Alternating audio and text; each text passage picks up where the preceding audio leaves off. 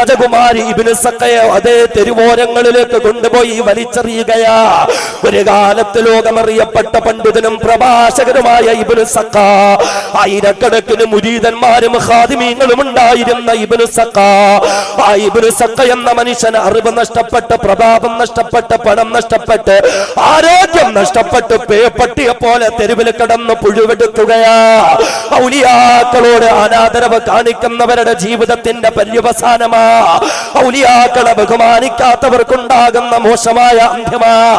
അങ്ങനെ ഇബ്നു സഖ എന്ന് പറയുന്ന മനുഷ്യൻ തെരുവിൽ കിടന്ന് പുഴുവെടുക്കുമ്പോൾ ഇബ്നു സഖയുടെ പഴയ കൂട്ടുകാരനായിരുന്ന ബഹുമാനനായ അബ്ദുല്ലാഹ് റളിയല്ലാഹു അൻഹു മഹാനവറുകൾ ശിഷ്യന്മാരുമായി അദ്ദേഹത്തിന്റെ നാട്ടിലൂടെ കൂട്ടുകാര് അദ്ദേഹം ഇബ്നു സഖയുടെ നാട്ടിലൂടെ കടന്നു പോകുമ്പോൾ വഴിയിൽ കടന്നുകൊണ്ട് പുഴുവെടുക്കുന്ന ഇബ്നു സഖയെ കാണുകയാ.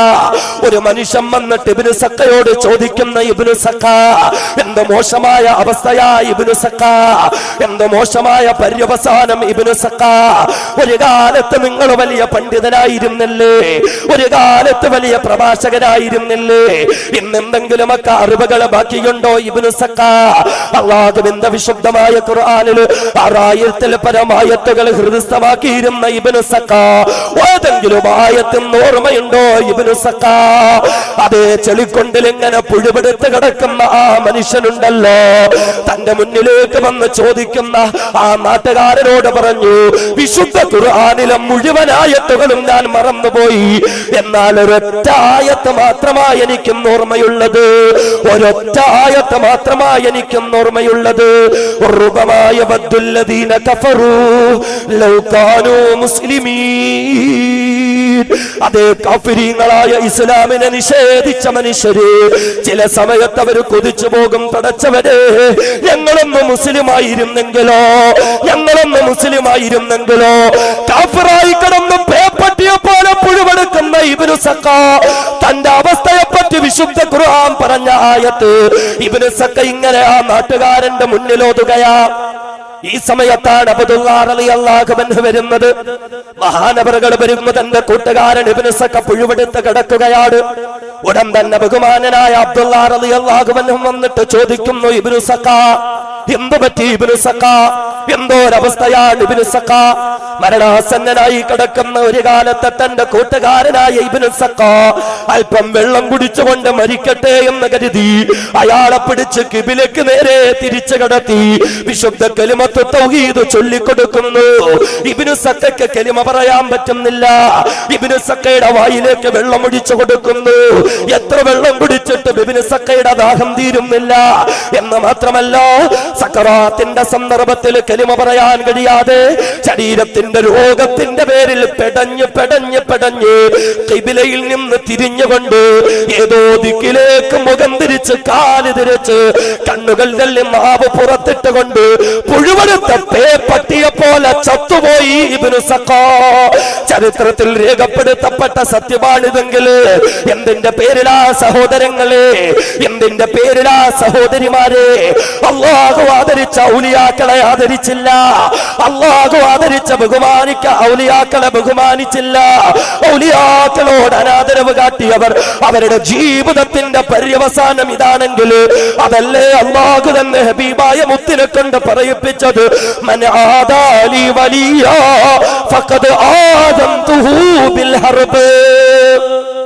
എന്റെ ഔലിയാക്കളോട് അനാദരവ് കാണിച്ചാൽ ഞാൻ അവനോട് യുദ്ധപ്രഖ്യാപനം നടത്തിയിരിക്കുക. പിന്നെ ഇരു ലോക ജീവിതവും തകർന്ന് തരിപ്പണമാണ്.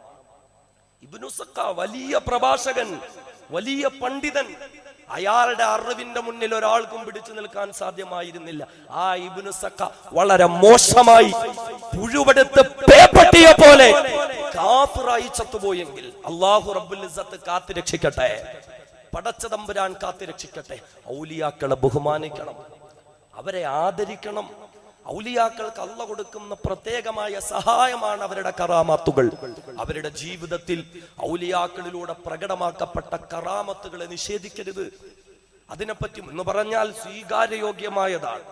അപ്പൊ ഔലിയാക്കളുടെ കറാമത്ത് എന്ന് പറഞ്ഞു കെട്ടുകഥകൾ പ്രചരിപ്പിക്കും, അതിനെപ്പറ്റിയല്ല ഞാൻ പറയുന്നത്. കെട്ടുകഥകളെ പറ്റിയല്ല, മറിച്ച് സ്വീകാര്യയോഗ്യമായ നിലയിൽ മഹത്തുക്കളായ അള്ളാഹുവിന്റെ ഔലിയാക്കൾക്ക് അല്ലാഹു കൊടുക്കുന്ന സഹായമുണ്ട്. ചരിത്രത്തിൽ എത്രയോ നമുക്ക് കാണാം. ബഹുമാന്യനായ ഉമറുൽ ഫാറൂഖ് റളിയല്ലാഹു അൻഹു കിലോമീറ്റർ അകലെ നിൽക്കുന്ന സാദിയ റളിയല്ലാഹു അൻഹുവിനെ കാണിച്ചു കൊടുത്തു മദീനത്ത് പടച്ച തമ്പുരാൻ. ഈ സംഭവങ്ങളൊക്കെ നമ്മുടെ മുന്നിലൊട്ടുമ്പോൾ ഔലിയാക്കളുടെ കറാമത്തുകൾ ഉൾപ്പെടെ നാം അംഗീകരിക്കണം, ഔലിയാഇനെ ആദരിക്കണം, ബഹുമാനിക്കണം. ഇല്ലെങ്കിൽ മോശമായ അന്ത്യമാണ്. ബഹുമാനനായ അലി റളിയല്ലാഹു അൻഹുവിനെ മോശമാക്കിയ ഒരു മനുഷ്യൻ, അള്ളാഹുവിന്റെ വലിയായിരുന്ന പടച്ച തമ്പുരാനുമായി ബന്ധമുണ്ടായിരുന്ന മുഴുവൻ മഹത്തുക്കളും പടച്ചവന്റെ ഔലിയാക്കളാണ്. മഹാനായ അലിയാര് തങ്ങളെ ഒരാൾ വളരെ മോശമായി പറഞ്ഞു. ആ മനുഷ്യന്റെ പര്യവസാനം പോലും ഈമാൻ നഷ്ടപ്പെട്ടു പോയി, ഇസ്ലാമിൽ നിന്ന് അകന്ന് അവസാനം ആ മനുഷ്യനെ സ്വന്തം വളർത്തുമൃഗമായിരുന്ന ഒട്ടകം തന്നെ അയാളുടെ തലയ്ക്ക് കടിച്ചു പിടിച്ച് അടുത്ത് നിന്ന മരത്തേക്ക് ആഞ്ഞടിച്ച് അയാളെ കൊന്നുകളഞ്ഞു. ശരീരം പൊട്ടിപ്പൊളിഞ്ഞ് വികൃതമായ നിലയിലായിരുന്നു അയാളുടെ പര്യവസാനം. പടച്ചവൻ നമ്മെ ഓരോരുത്തരെയും കാത്തുരക്ഷിക്കുമാറാകട്ടെ. ബഹുമാന്യനായ ഇബ്നു മുബാറക് റളിയല്ലാഹു അൻഹു മഹാനായ പണ്ഡിതനാണ്. മഹാനുഭാവൻ ഒരു ദിവസം തന്റെ പള്ളിയുടെ മുന്നിൽ നിൽക്കുമ്പോൾ ഒരു മനുഷ്യന്റെ ജനാസയും വഹിച്ചുകൊണ്ട് ആളുകൾ വരികയാണ്. പെട്ടെന്ന് മഹാനവർകൾ പള്ളിക്കുള്ളിലേക്ക് കയറി ജനലുകളും വാതിലുകളും എല്ലാം അടച്ചു പൂട്ടി പള്ളിയുടെ ഉള്ളിൽ തന്നെ ഇരുന്നു. ആ മനുഷ്യന്റെ ശവശരീരം കൊണ്ടുവന്ന് പള്ളിയുടെ മുന്നിലൂടെ നടന്ന് അദ്ദേഹത്തിന്റെ കണ്ണിൽ നിന്ന് മറഞ്ഞതിന് ശേഷം മാത്രമാണ് ബഹുമാനപ്പെട്ടവർ കതക് തുറന്ന് പുറത്തേക്കിറങ്ങിയത്. ശിഷ്യന്മാരും ഒപ്പമുണ്ടായിരുന്നവരും ചോദിച്ചു, കാര്യമെന്താ? നാളിന്ന് വരെ കണ്ടിട്ടില്ല. ഒരു ജനാസ കാണുമ്പോൾ താങ്കൾ ഇപ്രകാരം ഓടി മറഞ്ഞതെന്തിന്? പള്ളിക്കുള്ളിലേക്ക് കയറി കതകുകളും ജനലുകളും എല്ലാം അടച്ചതെന്തിന്? ബഹുമാനപ്പെട്ടവർ പറഞ്ഞു, നിങ്ങൾക്കറിയുമോ ആ കൊണ്ടുപോയത് ആരുടെ ശവശരീരമാണെന്ന്? ആരുടെ ശവശരീരമാണ്? അവർ ചോദിച്ചു, ആരുടെയാണ്? അവൻ ഔലിയാക്കളെ ബഹുമാനിക്കാത്തവനാണ്, സ്വഹാബാക്കളെ പറ്റി മോശമായി പറഞ്ഞിട്ടുള്ളവനാണ്. അവന്റെ ശവം പോലും കാണാൻ ഞാൻ ഇഷ്ടപ്പെടുന്നില്ല, അതിനുപോലും എനിക്ക് താല്പര്യമില്ല. അതുകൊണ്ടാണ് ഞാൻ അവന്റെ ശരീരം കാണാതെ പോലും മാറി നിന്നത്. മഹത്തുക്കള് അങ്ങനെയുള്ളവരുടെ ശവശരീരം കാണാൻ പോലും ഇഷ്ടപ്പെട്ടിരുന്നില്ല എന്നുള്ളത്. അതുകൊണ്ട് ഔലിയാക്കളെ ആദരിക്കണം, അവരെ ബഹുമാനിക്കണം, അവരെ അംഗീകരിക്കണം. എന്ന് പറഞ്ഞാൽ ഇസ്ലാമിന്റെ ചട്ടക്കൂടുകൾക്കുള്ളിൽ നിന്ന് അവർ അർഹിക്കുന്നതായ ആദരവ് നമ്മൾ കൊടുക്കണം, ബഹുമാനിക്കണം. പടച്ചവൻ കാത്തുരക്ഷിക്കുമാറാകട്ടെ. ഔലിയാക്കളെ അറിയുവാനും ആദരിക്കുവാനും ബഹുമാനിക്കുവാനും സ്നേഹിക്കുവാനും പിൻപറ്റുവാനും പടച്ചവൻ തൗഫീഖ് നൽകുമാറാകട്ടെ. ഔലിയാക്കളോടുള്ള സ്നേഹത്തിൽ ഏറ്റവും വലിയൊരു കാര്യമാ അവരെ പിൻപറ്റുക എന്നുള്ളത്, ഔലിയാക്കളെ പിൻപറ്റുക എന്നുള്ളത്. അതെ വർഷാവർഷം ആണ്ടും നേർച്ചയും ഉറൂസും സമ്മേളനവും നടത്തൽ മാത്രമല്ല, മറിച്ച് വിശുദ്ധ ഖുർആൻ പറഞ്ഞത് വത്തബിഅ സബീല മൻ അനാബ ഇലൈ, എന്നിലേക്ക് മടങ്ങിയ ആളുകളെ പിൻപറ്റുക എന്നുള്ളതാണ്. നമ്മൾ ചിന്തിക്കുക, ഔലിയാക്കളുടെ ജീവിതവുമായി നമുക്ക് എത്രത്തോളം ബന്ധമുണ്ട്. അവരെ സ്നേഹിക്കുന്നുണ്ട്, ആദരിക്കുന്നുണ്ട്, ബഹുമാനിക്കുന്നുണ്ട്. പക്ഷേ ഔലിയാക്കളുടെ ജീവിതവുമായി ബന്ധമുണ്ടോ? എന്റെ പ്രിയപ്പെട്ട ചെറുപ്പക്കാരോട് ഉൾപ്പെടെ ചോദിക്കുകയാണ്. ഔലിയാക്കളോട് സ്നേഹമുണ്ട്, അവരോട് ആദരവുണ്ട്, അവരോട് ബഹുമാനമുണ്ട്. പക്ഷേ ആ ബഹുമാനവും സ്നേഹവും ഉണ്ടെന്ന് പറയുന്ന ചെറുപ്പക്കാരന് എങ്ങനെയാണ് മുടിയും ക്രോപ്പ് ചെയ്തുകൊണ്ട് നടക്കാൻ പറ്റുന്നത്?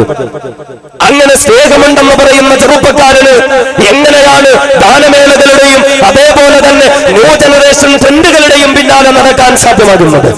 ഔലിയാക്കളോട് സ്നേഹമുണ്ടെന്ന് പറയുന്ന ചെറുപ്പക്കാരൻ എങ്ങനെയാണ് ഇസ്ലാമിക വിരുദ്ധ പ്രവർത്തനങ്ങളുമായി നടക്കാൻ കഴിയും? അതുകൊണ്ട് അറിയണം ഔലിയാക്കൾ ആരാണ്, ഔലിയാക്കൾ ആരാണ്, എങ്ങനെ സ്നേഹിക്കണം, എങ്ങനെ ബഹുമാനിക്കണം. വിശുദ്ധമായ ഖുർആൻ പറഞ്ഞത് ഔലിയാക്കളെ പരിചയപ്പെടുത്തുകയാണ്.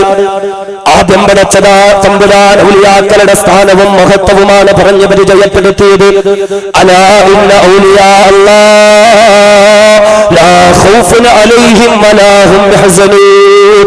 അതേ ഭയപ്പാടുകളും പ്രയാസങ്ങളും വിഷമങ്ങളും ഇല്ലാത്തവരത്രേ ഔലിയാക്കൾ. ഔലിയാക്കളുടെ സ്ഥാനവും മഹത്വവും പറഞ്ഞിട്ട് അതിനുശേഷം പടച്ച തമ്പുരാൻ ഔലിയാക്കളുടെ ക്വാളിഫിക്കേഷൻസ് പറയുകയാ, ഔലിയാക്കളുടെ ഗുണങ്ങൾ പറയുകയാ. الذين آمنوا وكانوا يتقون. പടച്ചതമ്പുരാൻ പറയുന്നു, ഔലിയാക്കളുടെ ഒന്നാമത്തെ ക്വാളിറ്റി എന്താ? ഔലിയാക്കളുടെ ഒന്നാമത്തെ ക്വാളിറ്റി എന്താ? അല്ലാഹു റബ്ബുൽ ഇസ്സത്ത് പറയുകയാ, الذين آمنوا. യഥാർത്ഥ ഈമാനുള്ള അവരത്രേ ഔലിയാക്കള്. വിശ്വാസത്തിന്റെ പ്രകാശ ഗോപുരങ്ങളിലേക്ക് കടന്നവരാണ് ഔലിയാക്കള്. ഈമാനിന് നിരക്കാത്തതൊന്നും ഔലിയാക്കള് ചെയ്യൂല. യഥാർത്ഥ ഈമാനെന്തെന്ന് ഉമ്മത്തിനെ പഠിപ്പിച്ചവരാണ് ഔലിയാക്കള്. അല്ലാഹുവിന്റെ വിശുദ്ധ ഖുർആനും പുണ്യ തിരുമേനിയുടെ ഹദീസും ഒരു വിശ്വാസിയിൽ എന്തൊക്കെ ഗുണഗണങ്ങൾ വേണമെന്ന് പറഞ്ഞു, ആ ഗുണഗണങ്ങൾ മുഴുവനും സമ്മേളിച്ചവരാണ് ഔലിയാക്കളെങ്കിൽ പടച്ചവൻ പറയുന്നു അല്ലദീന ആമനൂ, യഥാർത്ഥ ഈമാനിന്റെ നിറകുടമത്രേ ഔലിയാക്കൾ.